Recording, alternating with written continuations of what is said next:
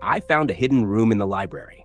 I shouldn't have opened the books. I've worked at my small town library for almost 3 years. It's nothing special. Dusty shelves, flickering lights, and that faint mildew smell that never goes away.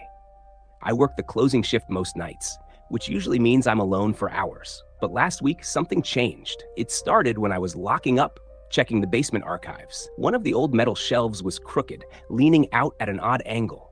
When I pushed it, the whole thing slid back, revealing a narrow, dark passageway. I told myself not to go in, but curiosity won. The passage led to a windowless room lined with wooden shelves, packed with books I'd never seen before.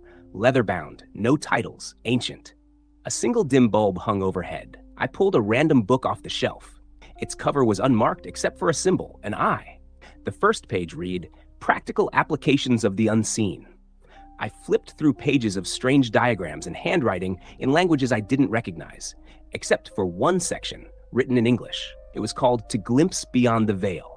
It felt ridiculous, but I followed the instructions. Light a candle, set a mirror at an angle, and recite the words.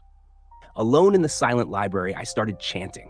At first, nothing happened. Then the room got colder. The candle flickered violently. I looked into the mirror, and something moved behind my reflection.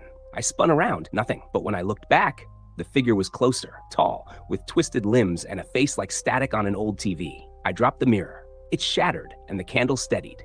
The thing was gone, but I couldn't shake the feeling it was still watching. Since then, the library hasn't felt the same. Shadows stretch too far. The air feels heavy, and sometimes I hear whispers coming from the basement. The worst part?